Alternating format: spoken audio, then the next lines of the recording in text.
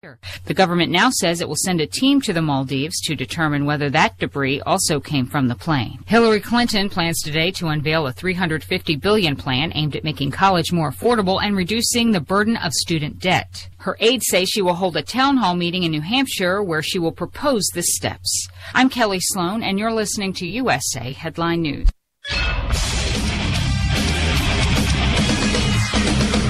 Fox Sports Trending now. Joey Logano passed Kevin Harvick on the final lap to win the Sprint Cup race at Watkins Glen on Sunday. The harder I charge and aggressive on restarts or throughout a race, I've seen the reward from it. Obviously, the penalty of it is sometimes you get in a crash or something like that, but it's a pretty special weekend. Logano took the checkered flag on Sunday, then joined Fox Sports Radio's The Dan Patrick Show on Monday morning. Former NASCAR fan favorite and Daytona 500 winner Buddy Baker has died at the age of 74 from lung cancer. Fans speaking out about the life of Frank Gifford, celebrating the 84-year-old who passed away on Sunday of natural causes. And ESPN first reported that the Patriots cut quarterback Matt Flynn. The Buccaneers and linebacker Levante David agreed on a 5-year extension worth just over $50 million. I'm Deb Carson. We are Fox Sports.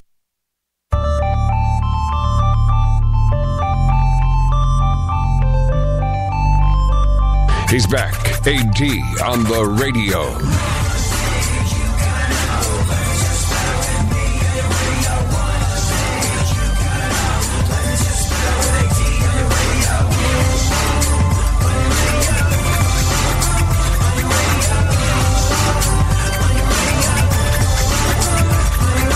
Two-seater flitter, it's you and the senorita. Whooper blowing up the tweeter, cause it's me up in the speaker. Back in the mama seater, top down like a player. And the sound up in your ears, it is the dopest rhyme say. Running game like a cheater, I'm balling like Derek Jeter. Complete on the marathon, I mean the very last meter. Competition defeated, cause you're my voice is just sweeter. So come on, follow the leader, plus I got the dopest of sneakers. One thing you gotta know, let me just bear with me on your radio. One thing you gotta know, let me just bear with AD on your radio.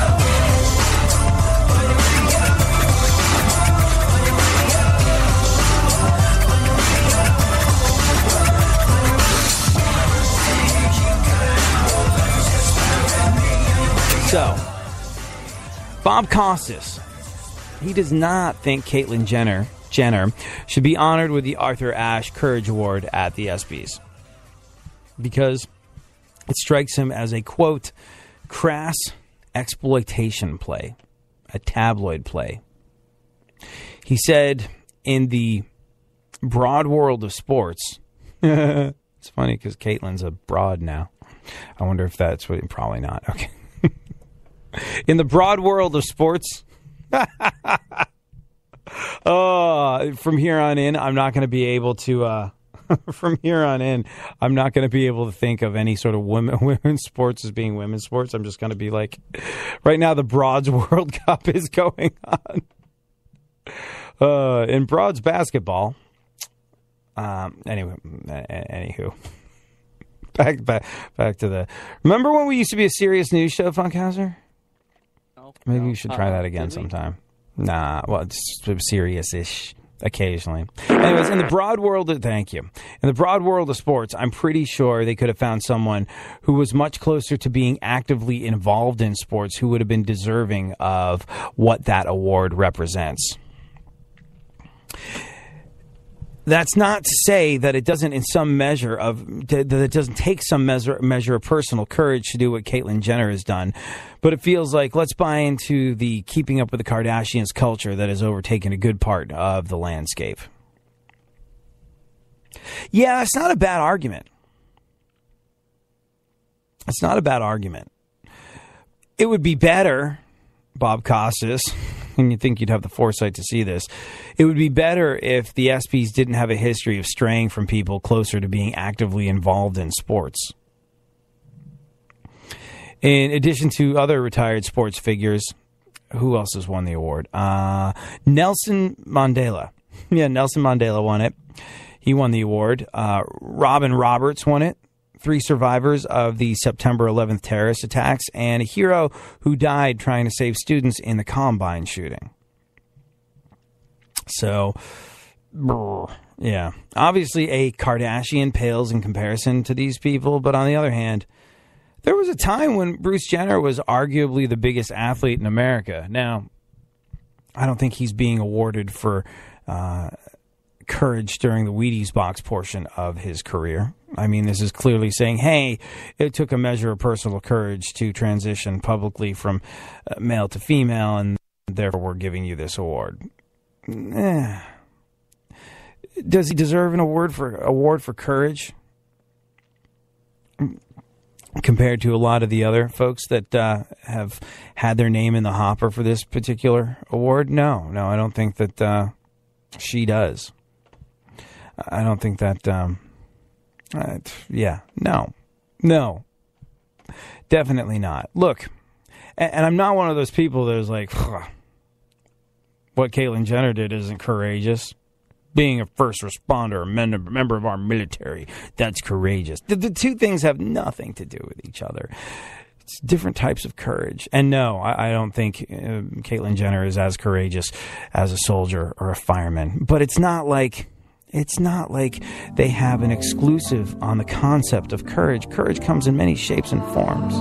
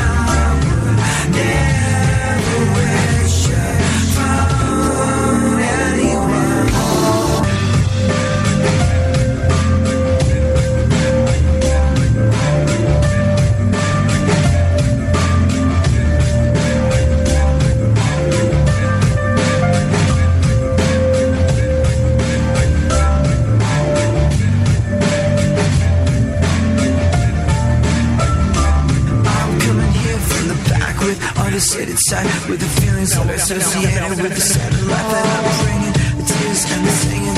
Being alive isn't a gift when there's so much you have missed, and so little ringing true. The words to you by the people you trusted, when it all came down to choosing your ideals, developing your fears. Why sports I always want to be like how with all the love I have, I'm still. iHeartRadio puts the spotlight on The Police. The Police were formed in London in 1977 after the band Curved Air broke up, leaving drummer Stuart Copeland looking to put together his own group. Gordon Sumner, a.k.a. Sting, worked as a teacher and dug ditches, playing in jazz bands on the side. The two met at a jazz club and together with guitarist Henry Padavani formed the Progressive Trio. They played local clubs at first and released their debut single, Fall Out, later in 1977. After working with Andy Summers on a short-lived side band, Strontium 90, Sting and Copeland added him to the Police's lineup. Padavani left the band by the end of 1977, and the group became a trio again, with all three lasting through the band's history. Copeland's brother backed the group's first album, recorded on a tight budget without a manager or a record deal. However, after a label executive heard Roxanne, the Police signed a contract.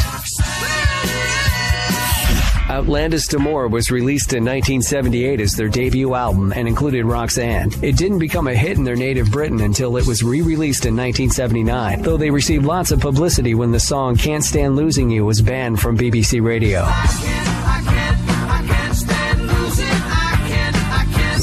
All things police, info, music, and more are on iHeartRadio. Keyword The Police. iHeartRadio goes one-on-one with Mike Rutherford to discuss the art of songwriting. I've learned one thing over the years is that actually you can't control it. You can't force it. You can't analyze it. You can't worry about it. You just go and have a good time and mess around, and then something comes along and you grab it. It's something intangible. And if you try and make a program on how to do it and do it better, you get lost. So it's like a free-form thing, which you can't control. You just let it ride or not ride. And if it's not working, then you just have a break. That's what I've learned. Keep listening to iHeartRadio for more Mike Rutherford and all your favorite artists.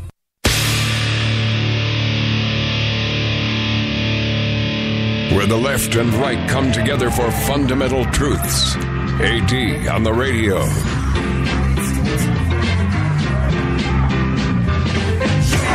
I do what I want, when I want, how I want. Every day you're going and working, running that rat race at that pace in that place will leave a bad taste for anyone, everyone working day after day. So buddy, I gotta say, for you, there's gotta be a better way. Yeah, and you do what they told you. We're Republicans, son. Your dad ever say that to you? Your mom ever say that to you? Or we're Republicans, dear, if you're a chick. We're Democrats. Interesting, right? You kind of, I don't know, I think you kind of toe the company line in a family a lot of the time, or at least you're brought up to do that. And then you kind of rebel when you're in your teenage years. And then usually when you're done with your piece of rebellion, you come back around to how your family thinks a little later on. That's the way it seems to go. Traditional political values seem to be passed down generation to generation. And I think the people that are looking to clinch a nomination and become next president of the United States of America in 2016, and by default, leader of the free world, I think they're counting on that. They would really love it if you would just go ahead and register Democrat, register Republican. This is why that all falls down. This is how that all falls down. First and foremost, when anybody wants you to register as anything, they're trying to get you to stop thinking about stuff. Wow, I'm registered Republican. I'm just going to vote straight Republican ticket. I'm registered Democrat. Of course, I'm not going to vote for the guy on the right. My father, I think the very first election my father voted in, or could vote in, I don't actually know if he voted. I'll have to ask him about this. Be a fun conversation. I think the first election my father could vote in was Kennedy. Now, I don't know how he voted or if he voted. But going back one generation, that's how they break it down, right? One generation, my father's generation, my generation. And then if I ever have kids, it'll be my kids' generation. But there's only the divide of one generation between me and my dad. Now, I suppose either side of the political fence has their, the people that are held on high, the presidents that are held on high. If you're on the right, Reagan. People love him some Reagan. If you're on the left, well, the name Kennedy is used in hushed, hallowed tones. The name Kennedy refers to a dynasty, and not so much a man, but someone who's regarded as a bit of a demigod in the world of politics to the Democrats. And like I said, the Kennedy election was the first election my father could have voted in. Now, Kennedy, I don't know if you're aware of this, but Kennedy had a very big problem back in the day when he was getting ready to run for president. And that problem was this. He was a Democrat. He was running on he was a Democratic nomination for president. And in that particular situation, at that time, a mere one generation back, he had a problem to overcome, which was, how do I get the black vote? A buddy of mine, a black friend of mine, recently said any black guy that votes Republican really has to examine what the hell is going on in his head. That's the thinking now. If you're black, it's very unusual for you to be a Republican. Well, if you go back one generation, Kennedy was having a really hard time securing the black vote. Why? Because he was a Democrat. Why was that a barrier? Why was that a problem? Well, because at that time, when you said the word Democrat, it conjured up visions of this. A guy in a Klan robe that hailed from the Deep South. That's what Democrats were. That's how they were perceived. That's how they were perceived as black voters one generation ago. Seems crazy to think of it now. But Kennedy had a very real problem securing the black vote because the Democrats were viewed as being cross-burners. Cross-burners in the dirty South that would happily string a black person up if they were given an opportunity. If people looking at the lynch mob looked the opposite way, they would hang a black person from a tree. That's what the stereotype of a Democrat was. So Kennedy managed to do something kind of clever and circumvented that whole situation. Martin Luther King was, he was a lightning rod for controversy back in those days, and he wound up in jail. Kennedy got him out, securing him the black vote. And from there, the perception of what a Democrat was started to change a little bit. But my point is this. You're coming up on an election in 2016. Some people call it the most significant election of the last 50 years. You're coming up on an election in 2016 where politicians, people that seek your vote, they're hoping you're a registered Republican. They're hoping you're a registered Democrat so that they get the knee-jerk vote, that knee-jerk reaction. If you're not registered, don't. Because that's how meaningless political labels are. One generation ago, Democrats were regarded as people that were going to burn crosses and kill black people in the South because they were Klan members. That's what a Democrat was 1 generation ago. So if your father, if your mother, someone from the generation that came before you says, in this family, we vote Democrat, remember the meaning of that changes so quickly. If someone says, we vote Republican, who the hell knows what that's going to entail in the next 15 years? So don't register. Don't declare your allegiances. Don't declare that you're going to take the thought out of the process of electing someone that you're going to hand the power of your tax dollars to. Make them work for it. Keep them on their toes. Do not let yourself be deceived into thinking that the name of your party has anything to do with the character or the actions of the person that you're voting for if you do play party politics. Like we said, like we always say on this show, the world's not black and white. The world's not right and wrong. The world's not that easy to understand. Black, white, right, wrong, Republican, Democrat, these are simple narratives for simple people that need help understanding. Know yourself. Know where your moral compass points when it's pointing true north. Go by that. Go by what's in your heart. Go by what's in your head. Go by what's in your gut.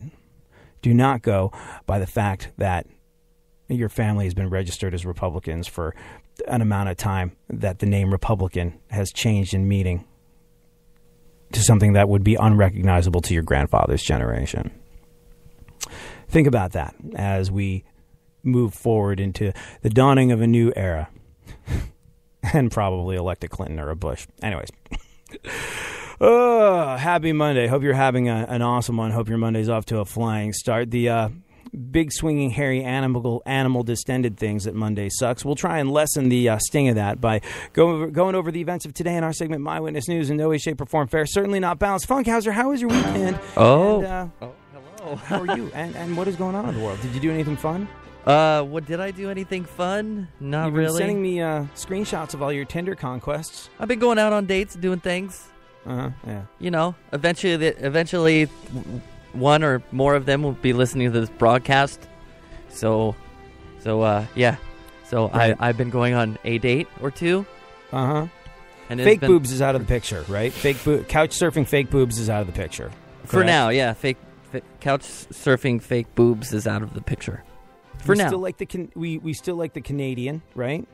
We still really like the Canadian. The Canadian is very communicative. Is the Canadian listening? Because when you meet people on the computer, you never know what kind of people you're going to meet, and a lot of them are potatoes. You know what potatoes are? Are you referring to their bodily dimensions? Well, maybe. I think it's rather crass of you to reduce women to the shape of, they're more than just an ill-shaped bag of flesh. Well, I'm more saying like one-word answers, no personality, kind of, the brain of a potato, I guess. Right, the brain of a potato. As engaging as a potato, without the bacon and sour cream and cheese on it. Yeah, so I'm learning how to talk to potatoes and regular women. Things are going okay. Couch surfing fake boobs girl is probably out of the picture at the moment. We still like the Canadian. What about lives in her U-Haul girl? Hell's Kitchen contestant?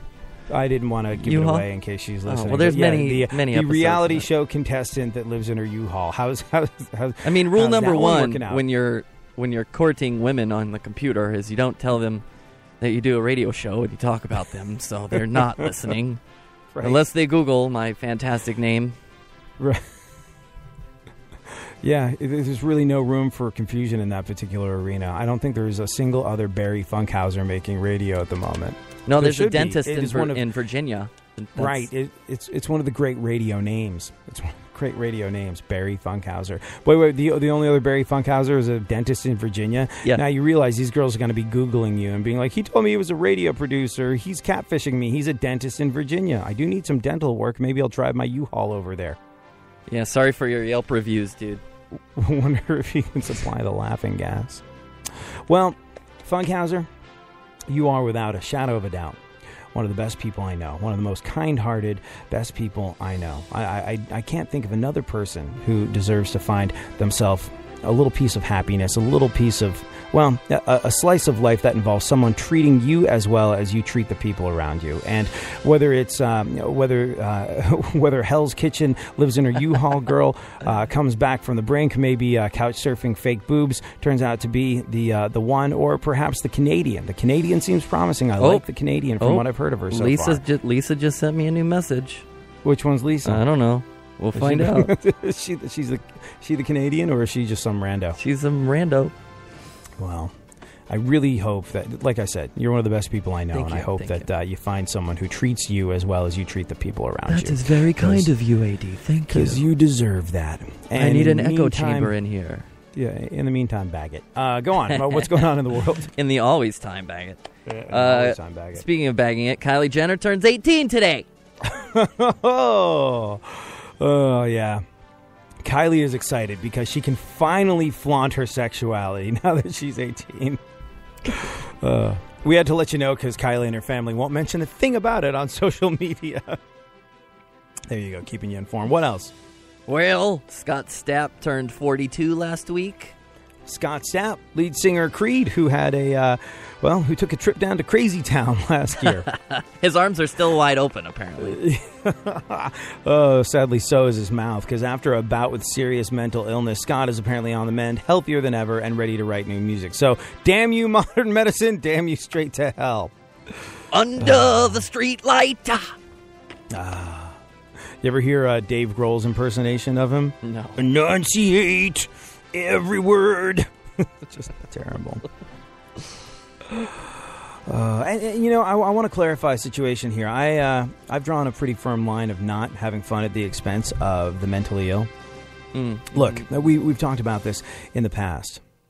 If you see a guy in a wheelchair, and you're at the grocery store, and if you see a guy in a wheelchair reaching for something in the freezer section that they can't quite make it to, those big swinging doors. I did this the other day. There was a guy in a wheelchair, and those big swinging freezer doors, they open out, which is not really easy to... It's not a really easy thing to navigate if you're in a wheelchair. Opening one of those big sliding freezer doors out, you need a certain amount of leverage and torque, and then you need to be able to get out of the way of the freezer door and then reach up to whatever it is. And if you're in a wheelchair, that's not an easy thing to do. And I helped a guy in a wheelchair get the popsicles that he was after the other day at the grocery store, and felt good about it. I was like, hey, look at me, helping someone that is incapable of helping themselves. And that's kind of what you do. That guy has a disability where his legs don't work, and that's really unfortunate. If you saw that guy in a wheelchair, you do the same thing, and then you probably feel pretty good about yourself afterwards. If someone came in muttering, acting crazy, if someone came in that had Tourette's, if someone that came in that had some sort of mental disability where they're having some sort of breakdown, if they smelled bad, if they looked like they were living on the streets maybe, if they looked like they were not in control of their facilities, you wouldn't open the door, help them get the popsicle they wanted and feel good about it. You'd call security. Maybe not you. Maybe you're a bit more of a giver than the average person. But that's what folks would do. If your disability is the fact that your legs don't work, we're only too keen to help. If your disability is the fact that your mind doesn't work, whoa, that's scary. Back away quickly and call grocery store security. So I'm very clear on this show about not having fun at the expense of people that are suffering from mental illness. But here's the thing with Scott Stapp. I don't think it is mental illness. I think he's a drug addict jerkwad that doesn't appreciate the things that he's been given. I opened for him when I was a kid, and Creed were at their height. And after he's done Jesus Christ posing in the middle of the stage, he did heroin and banged hookers. So, he does not get the same olive branch of courtesy, because it's not so much that he's mentally ill as he's a giant screaming douchebag. I guess that I should stop by saying that.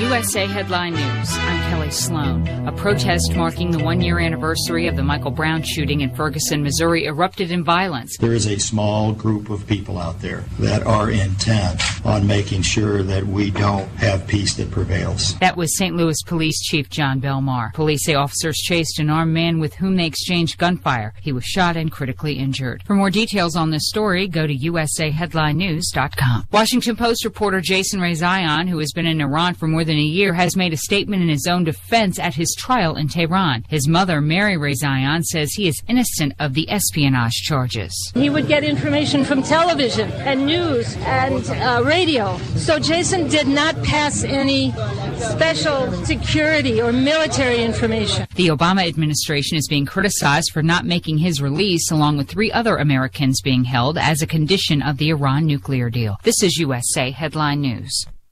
Do you have federal student loans?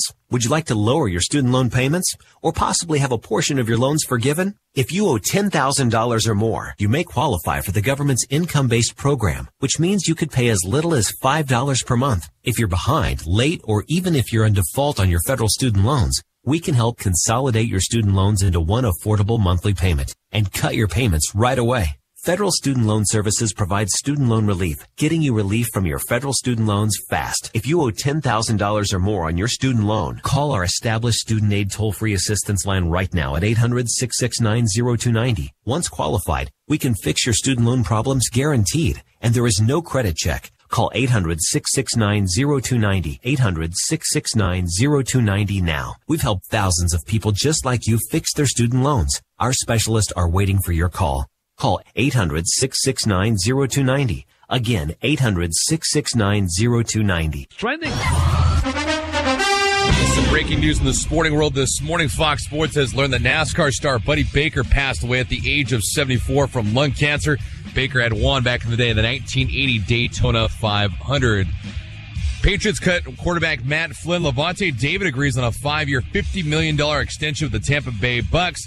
The Hall of Fame game and saw the Vikings beat the Steelers by a score of 14-3. In Major League Baseball, 5 teams, the Pirates, Cubs, Blue Jays, Royals, and Phillies, all completed sweeps by winning their finale. Pittsburgh was all over the Dodgers in the 7th inning. Ramirez lines it towards center field. That's going to drop in for a hit. Here comes Marte. Here comes the throw. It's late.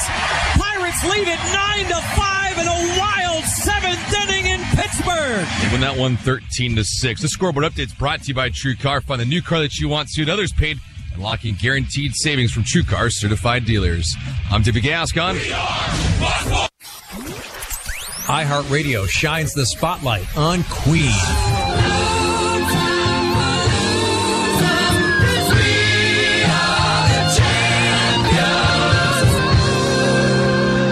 By the early 1980s, Queen were one of the biggest stadium rock bands in the world, and their performance at 1985's Live Aid is regarded as one of the greatest in rock history.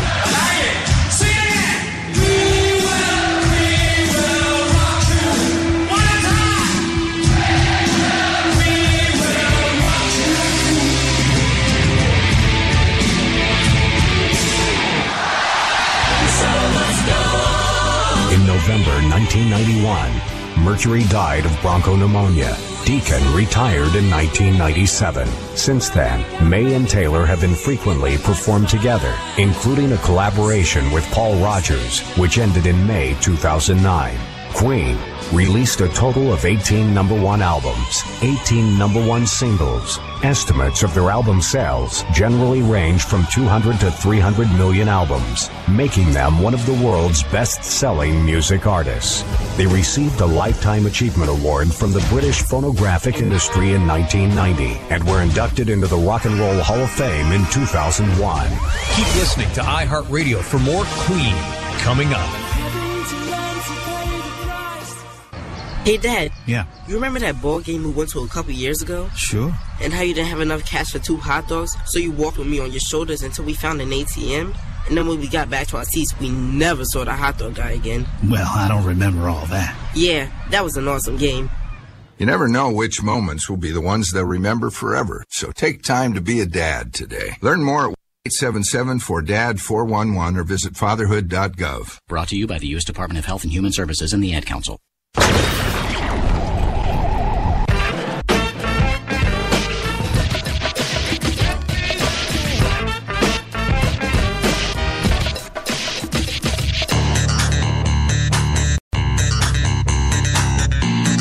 Now, more AD on the radio.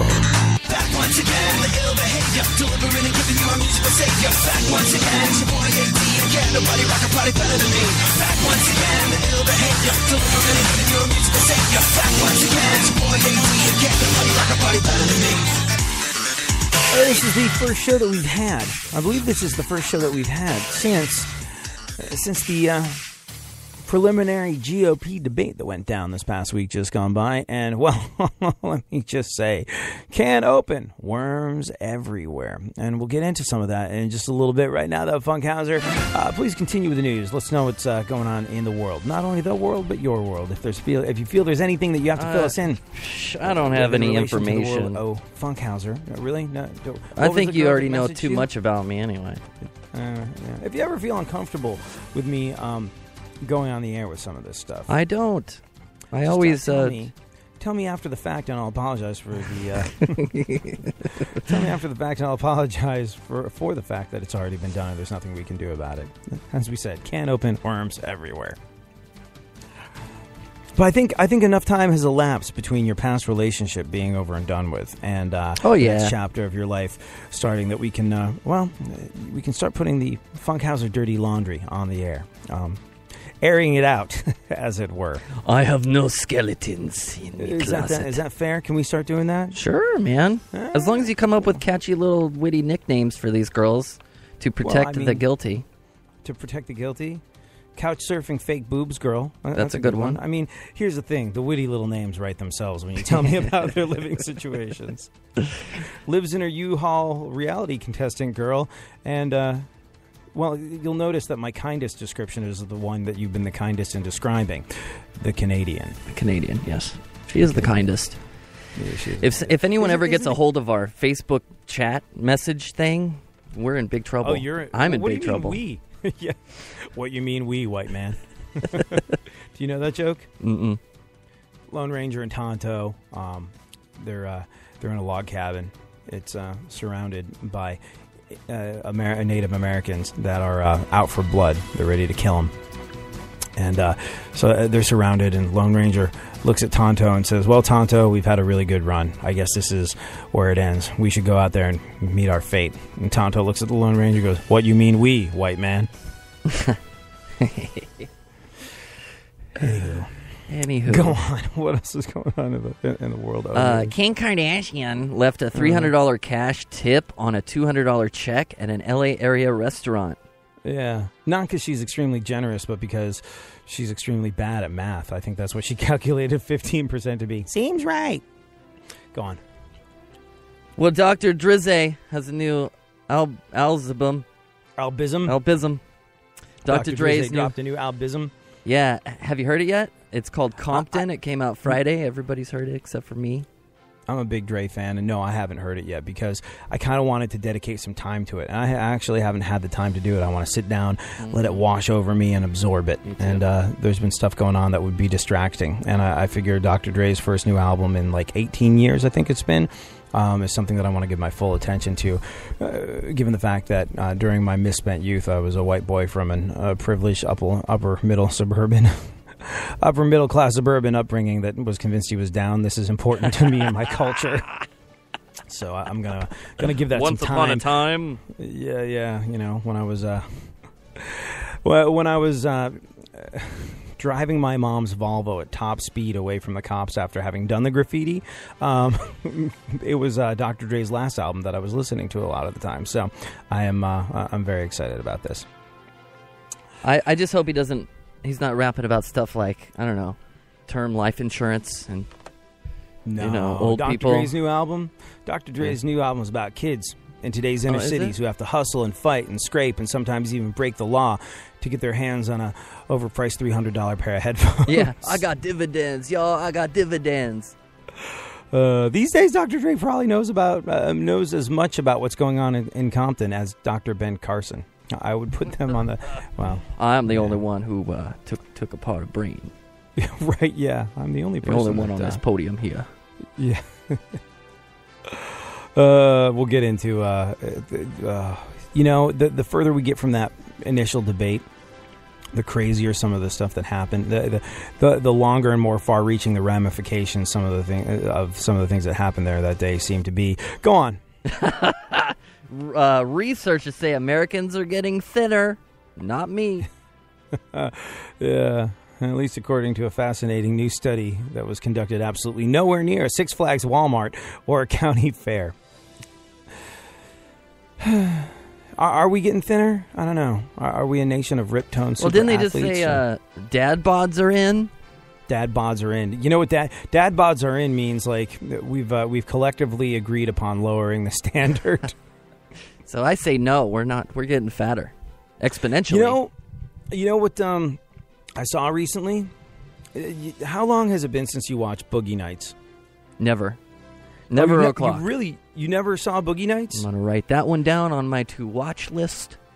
No, I haven't. Boogie Nights is a good movie. It's like when back in the day, if you cast your mind back, you might remember that Mark Wahlberg used to be known as Marky Mark of the Funky Bunch. He was essentially one of the guy from the New Kids on the Block, Donnie, I believe. He was Donnie Wahlberg from the New Kids on the Block, little brother, and they let him rap with them occasionally. He was the punchline to many a joke back in the day, and he made this movie, Boogie Nights, and people were like, what, Marky Mark from the Funky Bunch? Like that, the offshoot from the New Kids on the Block is going to be in a movie? And then people were like, oh, holy crap, he was really good in that movie. But at the time, besides being the younger brother of some of the dudes in the New Kids on the Block, Marky Mark's calling card was the fact that he was really in shape. He had a workout video and all this sort of stuff, and he was, ripped and toned and buff, and he was about as big and brawny as guys got back in those days.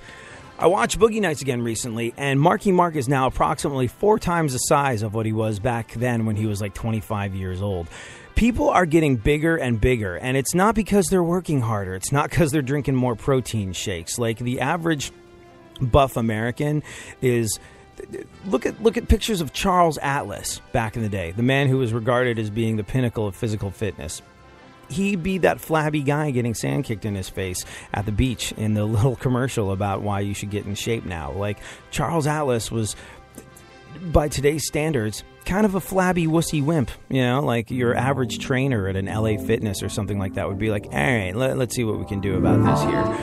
And while we might be accepting the dad bod, the other side of the equation is it's steroids, it's drugs, it's something.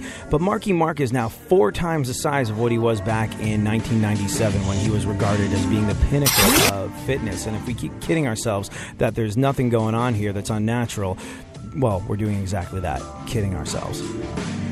Wings, with his wife, Linda Eastman, and singer-songwriter Denny Lane. The album reached number 11 in the UK and number 10 in the US.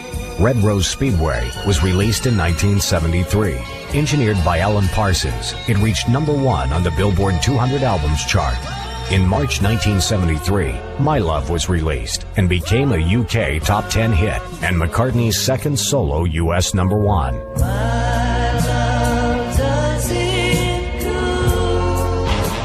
The next Wings album, Band on the Run, was released in 1973 and became their most successful. Bolstered by the hits Jet and the title track, the album was a major success. It reached number 1 in the U.S. on 3 separate occasions and eventually went triple platinum in the U.K., becoming the top-selling British album of 1974. In early 1975, Paul McCartney and Wings won the Grammy Award for Best Pop Vocal Performance by a Duo, Group or Chorus.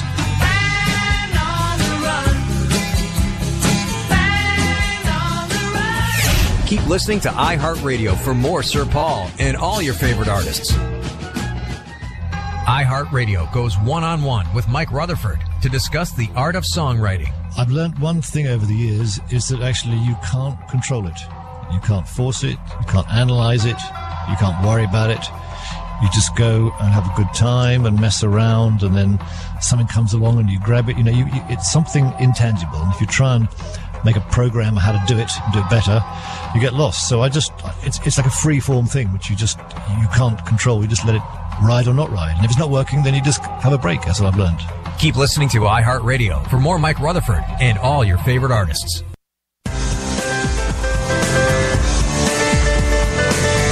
Like most kids from a privileged white upper-middle-class suburban background, for a significant portion of his childhood, he was pretty convinced he was down.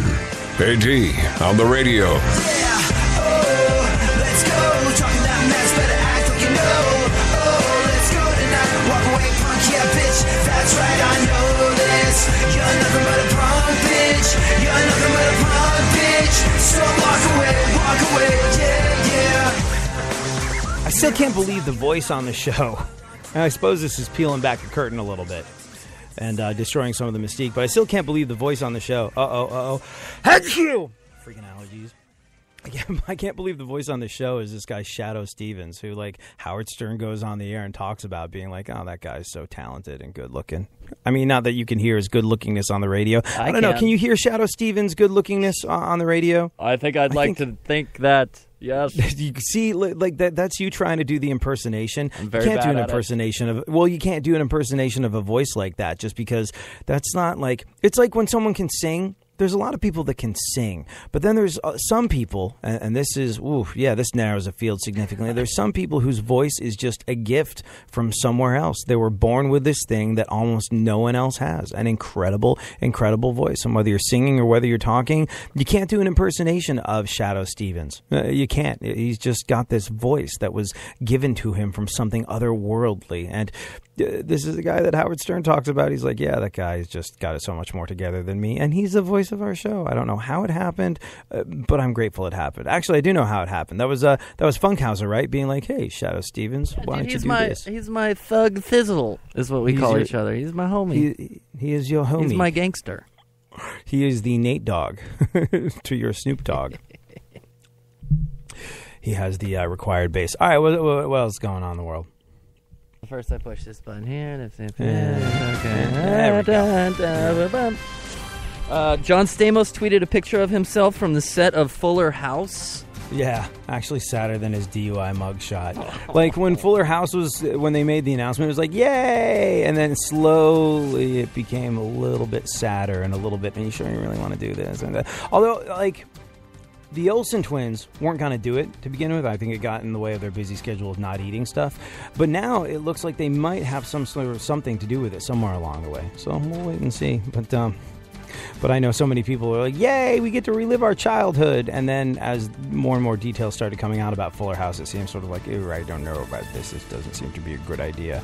It seemed to be something that a lot of things let you joyfully relive your childhood. This seems like something that it could kick you directly in the childhood when it comes out if it's not done right. And it doesn't seem like it's being done right. We shall wait and see. What else? Melanie Griffith and Antonio Banderas finalized their divorce. Yes. Details are under wraps. Kind of like Melanie's face after surgery. I knew it was coming. Saw it coming.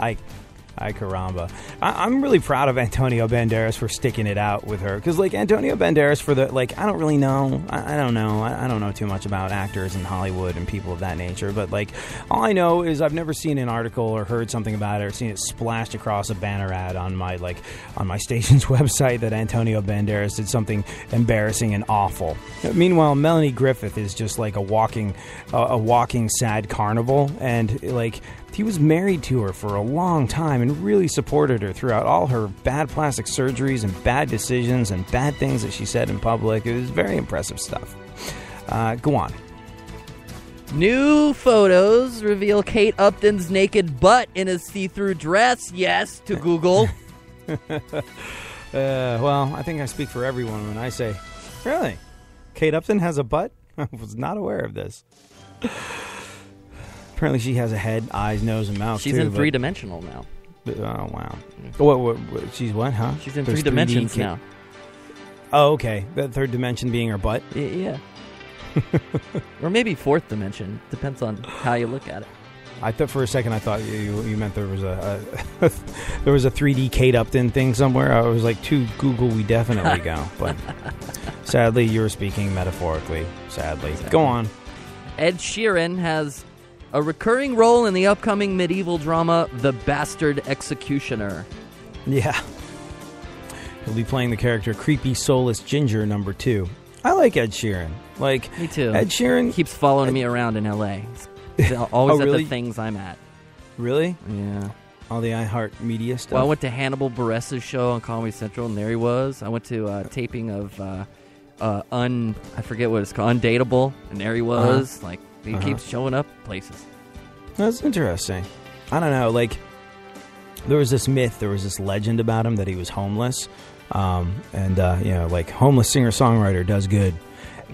And he was really clear about it. He was like, yeah, I wasn't doing that badly. He was like, I slept rough a couple times, but it was I had no money. I was going from one show to another show. I didn't have a friend's place I could crash at. I couldn't afford a hotel, so I just, picked what looked like a comfy spot in the great outdoors. He was like, I always had, a home to go back to. My parents would have welcomed me with open arms. It wasn't like I was disenfranchised and kicked out because of my music. He was just I had to sleep rough a couple nights, or I chose to sleep rough a couple nights. He's very sort of straightforward with everything he does. Musically, some of his stuff is kind of sort of neither here nor there for me, but I admire his take on the world, his stance on the world, where he never misrepresents himself. He never seems like he's trying to pretend to be something he's not, and I sort of appreciate that about him. There's so much smoke and mirrors that goes on in this day and age, and with him, it's just guy. I think he might be Satan.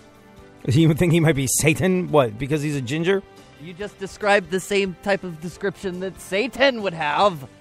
What? Well, simple and straightforward? Simple and straightforward, and, the guy's guy, and everybody, he's cool, and Satan. No, I believe if there's any music, if anything musical has been sent to Earth via Canada with a lesbian haircut by Satan to ruin everything for all of us, its name rhymes with Schmust and Schmieber. That is the spawn of Satan. Justin Bieber continues to get progressively more and more gangster rap and try and come off as the white Canadian Tupac.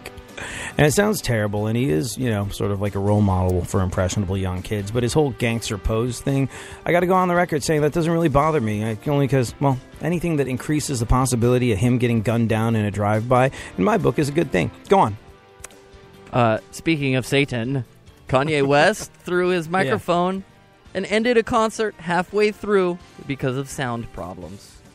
Well, sounds like the best Kanye show in years. My mom went to Vegas and sent me a joke last night. Would you like to hear it? Wait, your mom went to Vegas and sent you a joke? She texted me a Facebook. She says, "Did you hear what Kim and Kanye named their baby boy?" What? Easton. East and West. Oh, yeah, it's good. My mom has been drinking. But the actual kid's called North, right? Northwest? Yeah. Isn't that what the... So, it's not a joke. Donald Trump Donald Trump says he did not make a menstruation comment about Megyn Kelly, and he will not apologize. The latest controversy surrounding Donald Trump involves this bizarre comment that he made about Megyn Kelly from Fox News. He's been taking shots at her since last Thursday's debate because he thinks that she had it out for him, especially when she called him out for the sexist stuff that he said about women. He was consorting with the enemy the other day on CNN and said, quote, "You could see there was blood coming out of her eyes, blood coming out of her wherever." A lot of people thought he was making a joke about PMS, but Trump is denying it, and he refuses to apologize. He says that he was talking about her nose, saying, quote, "Only a deviant would think anything else." He also tweeted back, quote, "So many politically correct fools in our country, we have to all get back to work and stop wasting time and energy on this nonsense." Not everyone's buying it. A conservative commentator on Fox called Eric Erickson disinvited Trump from a conservative event called the Red State Gathering, where he was supposed to give the keynote speech. So Trump called him, quote, "a total loser who has a history of supporting establishment losers in failed campaigns." So it's an honor to be uninvited. Speaking of the debate, it was the most watched primary debate ever, Republican or Democrat. 24 million people watched it. For context, the first Republican debate of the 2012 campaign drew 3.2 million viewers. Obviously, Trump took credit for it, and for once, he's probably not just blowing hot air. What do you think? Was Trump actually making a subtle jab about menstruation, about menses, about lady time? He's usually more blunt with his insults. It actually seems a scotch too sophisticated in the sense of humor department for him to hint at something like that, rather than just say outright that it was her time of the month or whatever. I don't know. A lot of people giving Megyn Kelly grief, saying that it was sort of a witch hunt. There are all these questions about his history of making misogynistic comments and donating to left-leaning causes. Fox News' Megyn Kelly gave Donald Trump a run for his money during the GOP debate. And he hit back at her on Friday, saying her questions were unfair, even retweeting a comment from a supporter who called her a bimbo. I don't know. I think she was doing him a favor. No one seems to have brought this up at all. But these are questions. These are questions that, if Donald Trump makes it that far, these are questions that the Hillary campaign, or, one of those other Democratic campaigns, these are questions that the Hillary campaign is going to be thrown at him left, right, and center. Megyn Kelly, I don't know why he's so mad at her for it. I mean, maybe, I don't know. But the thing is, she got him out of the way early on in a softball arena, where he's among friends, he's among supporters, he's in with the GOP. She gave him an opportunity to answer what was going to be a very hard question if it was asked further down the line in a very softball environment. And now he's all pissed at her, which I really don't understand. I mean, to think that this question wasn't going to come up eventually, it was just absolutely crazy. So why not get it out of the way when you're surrounded by people that want to see you win, as opposed to a place where half the audience just is dying for you to go down in flames? Why not? I think she did him a favor. I really do. He doesn't see it that way. A lot of conservative commentators taking Trump's side. Glenn Beck had a word of warning for Trump. He said that Kelly's not to be trifled with. He said that after his first meeting with Kelly, he walked out of her office thinking never tangle with her because she is wicked smart and she will cut you up into little teeny pieces for sharks before you even know that you're near the water. Megyn Kelly, not necessarily someone I like, but damn is she good at what she does. The way she'll ask a question, and while the answer is being given, it's the oh-so-subtlest of little eye rolls. This very, very slight look of pity. I'm like, aw, that's cute, that comes over her face. Without saying a word, she is tearing people down. It's a Mona Lisa smile of sarcasm and pity that absolutely destroys anyone that has an opposing viewpoint to her. and they don't even know what's happening because they're too busy looking at the camera being interviewed. They can't see what's registering on her face. They don't know. They're concentrating, trying to keep it together on Fox News. And in the meantime, without saying a word, she really is cutting them into teeny tiny little pieces for sharks before they even know they're near the water. That's exactly what Glenn Beck was talking about. And I think Donald Trump should thank her vociferously for helping get that difficult question out of the way early and in an environment where he was among friends. He's looking a gift horse in the mouth as far as I'm concerned. Thanks so much for hanging out. Be back tomorrow. We'll do it all over again.